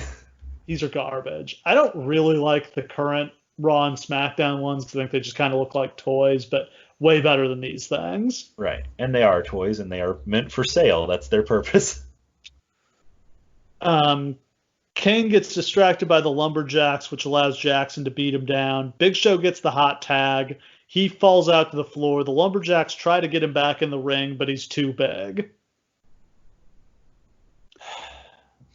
Zeke slams Big Show. Barrett tags in blind. He then gets chokeslammed and pinned, and Zeke is pissed. I think this is the beginning of the breakup of the core, and Zeke beats Barrett for the IC title shortly after this. Yep. And, we always talk about how Miz fell from grace. We never really talk about how Wade Barrett had everything. Yeah. And just... I mean... So 6 months before this, he was a top guy. Winner of the first NXT that includes Daniel Bryan and Ryback and, I mean, other guys who stuck with Heath Slater stuck around for a long time. Like, some other decent guys are in there. He's the guy who gets the big push. He's then the leader of the Nexus, which is pushed as the top heel stable in the company. They're in the main event of SummerSlam. He main events multiple pay-per-views that fall, and nothing after that. Like, just can never... Gets over for a minute doing Bad News Barrett, but then gets hurt. And then they just, I don't know, they make him the king of the ring, but it just kind of buries him because he's the British king and it's a comedy gimmick. Like, just a guy who I thought was going to be, we thought he was going to be a world champion, right? It seems so obvious. It doesn't even make sense that this guy doesn't succeed. This, like, 6'4", British accent, like, body, bare knuckle brawler, like, seems legitimately tough. Good talker, has everything, like, not amazing in the ring, but can definitely, like, run with somebody. Like, it just seemed like he had everything. He even gets, like, a great finisher later, like the Bullhammer's a great finish. That was the only thing you could take away from him at this point, was he had that bad finisher where he just kind of throw guys off his shoulders. Like, when he got the Bullhammer elbow, it felt like he was putting it all together, and right as he was getting hot, he got hurt. It's such a shame. Like, he left the business for a number of years because this just soured him so bad. Yeah, he actually just reappeared. Yeah, he's in the NWA now. Oh, is he wrestling or is he just managing? No, he's wrestling. I think he's either going to have or has already had a match with Nick Aldis for the NWA title. Good for him. I mean, I was a fan. He's probably pretty old by now, though. NWA is basically putting together a roster built entirely of, like, tossed aside garbage from WWE from this era. There's a lot of it is the thing, and a lot of them have talent. Like, I feel like we it seems like we're dogging these guys a lot of times when we're really not. Like, it's not them. It's not their fault. Other you, Stu Bennett's got a load of talent. It's just like, it's Shelton Benjamin disease. Like, it's not Benjamin's fault he never got to do anything. They just never figured him out. Didn't know how to push people in this era. Like, no. Just barely anybody ever got over. But even when they did get over, like, Wade Barrett in the Nexus got over, next level over. And then they just couldn't figure out what to do with it from then, so they just dropped it. I mean, we'll cover, I think I want to do that SummerSlam this August with the Nexus. We've been talking about doing that for a long time. Yeah, I mean, it's very compelling. It's a great show.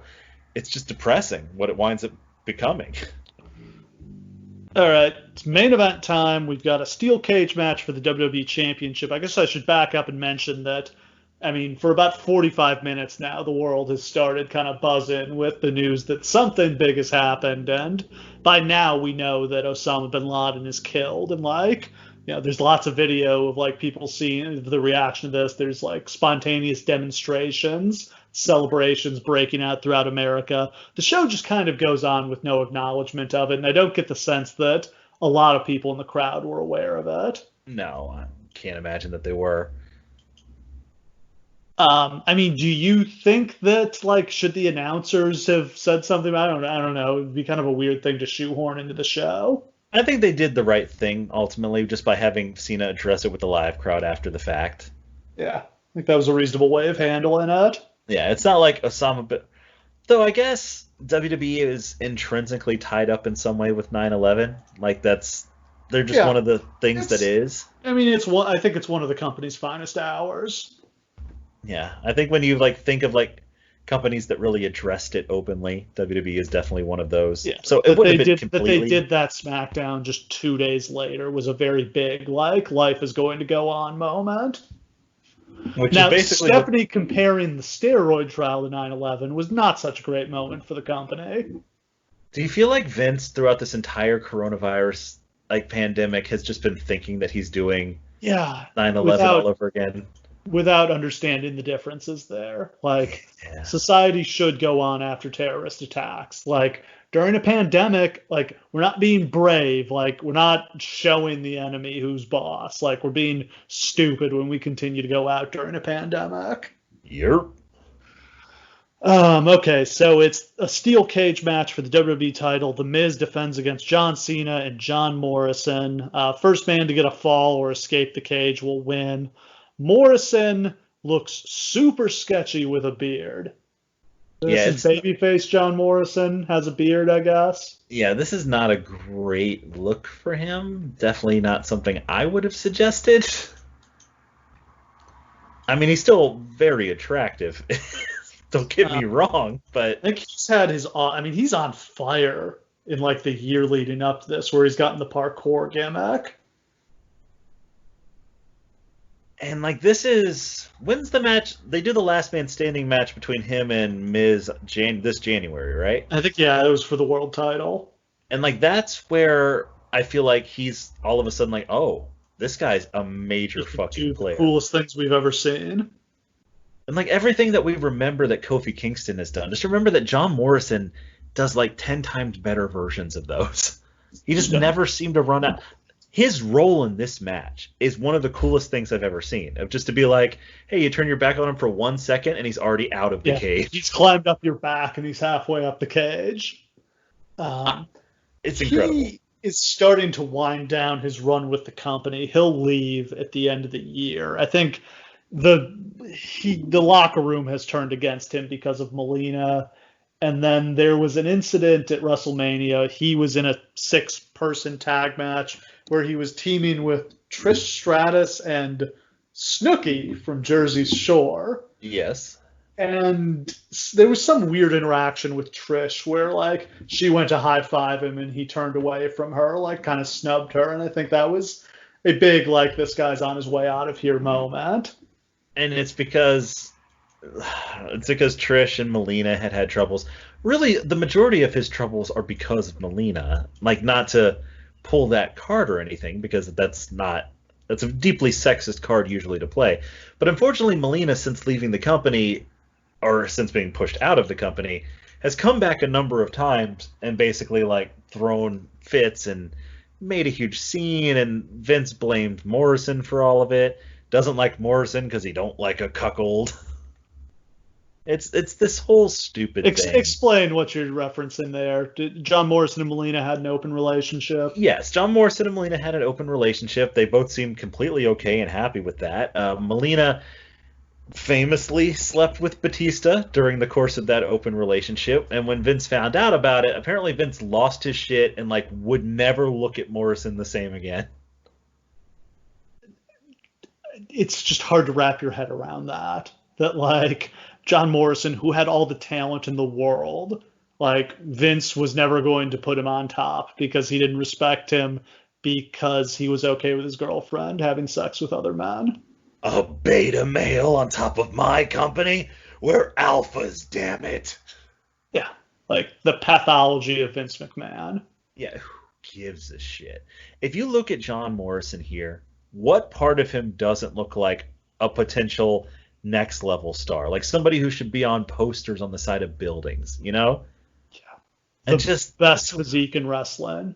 Like the ability, unreal washboard abs. One of those people who, if you showed a non-wrestling fan like clips of him doing his parkour stuff, they'd be like, oh, what shit, that's awesome. Who's this guy? Somebody who can change wrestling, who can wrestle in a way no one else can. Yeah, it's frustrating because instead he ends up kind of fucking off and doing nothing of any significance for the next 10 years. He gets trapped in the Lucha Underground whirlpool. They all hit their finishers and try to climb out of the cage. No one makes it. Morrison and Cena try to double superplex Miz, but they kind of botch it. And Miz gets dropped on his head like a super brain buster. Oh, yeah. Like, luckily, he gets around enough so he takes it, like, right on the top of his shoulders and the back of his neck. That is not how you want to take a big-ass superplex, but at least he doesn't take it directly on top of his head. Cena gets Miz in the STF, Miz like crawls almost all the way out the door. He's got his hands on the floor, but Cena breaks the hold to drag him back in. Morrison and Cena fight on top of the cage. Miz crawls for the door. Morrison kind of like swings down and kicks the cage door into Miz's face. That was so fucking cool. Yeah. Cena hits Morrison with a monkey flip, which is the only time I've ever seen him break that out. Yep. Morrison tries to do Starship Pain off the cage. That move doesn't work when you can't springboard off the ropes. Like he kind of gets around, but like not quite could have been really bad. But at the same time, like visually, it's a crazy impressive thing. Morrison is about to make it out the door when Truth shows up and beats him down. Truth hits Cena with the axe kick. He then climbs out of the cage to show that he would have won if he had been in the match. A lot of heat for this. Ton of heat. And like the announcers are like, what are you doing? Why are you attacking Cena? Because they thought that he was just in, like his problem was just with Morrison. No, his problem was with the world. Yeah. Miz climbs, Cena cuts him off. Cena hits a super AA to pin Miz and win the title after 20 minutes. Pretty fun main event. Yeah, I really like this. I like the different. I like that everybody had a different way that they were trying to win the match. Like John Cena was just trying to get a pin, and Morrison was just trying to escape, and The Miz was bound and determined to beat both of them at their own game. So, like, there were moments where Miz could have won, but he was determined to beat both of them, not just one. Yeah, and it cost him everything. Yeah, like, that's a compelling way for that to work. And he's never been the world champion again. That is one of the wildest, most ridiculous statements I've ever... There have been at least 10 times over the next, almost 10 years now, that he should have been world champion, would have been the best candidate for world champion, and still hasn't done it. No, I mean, it's like, it is truly crazy. He hasn't gotten a title run in the last couple of years as he's become one of the most consistent and over performers in the company. Like, first ballot Hall of Famer will probably headline his class. Can you believe that from where we are here? Yeah, I mean, at this point, although he had a good couple months going into WrestleMania, I think everybody pretty much wrote him off as a joke again after this. Like, he basically starts from the bottom after this and has to build himself back up. And he does. And then eventually he has to start from the bottom again, and he does it again. Yeah. Cena celebrates with the title as the show ends. After the show went off the air, he got on the mic and did a promo announcing that Bin Laden had been killed. And then because it's wrestling, they played Stars and Stripes Forever as he walked out. Of course they did. Rock was on Raw the next night, as I remember. It opened with, I think they had Lillian Garcia sing the national anthem to open the show. Rock did a promo kind of, implicitly acknowledging the news. And then the show ended with Rock back in the ring and Vince. They did like a very thank you Rock. Like they did a long video package that was like a tearjerker with him shot pictures of him as a kid with his dad and guys in the locker room, and then all the way through becoming a star and now coming back to WWE. And that was his last appearance for a while. That's very cool. Yeah. So yeah, a lot happening on this show. A lot that we got into there. Just a shit ton, basically. Yeah. And it doesn't seem like that important a show, and we literally just covered the show from a year later, so you wouldn't think there would be that much to talk about. If anything, this is a much more compelling show than that was. That one had Brock, but this one just seemed like it's a show.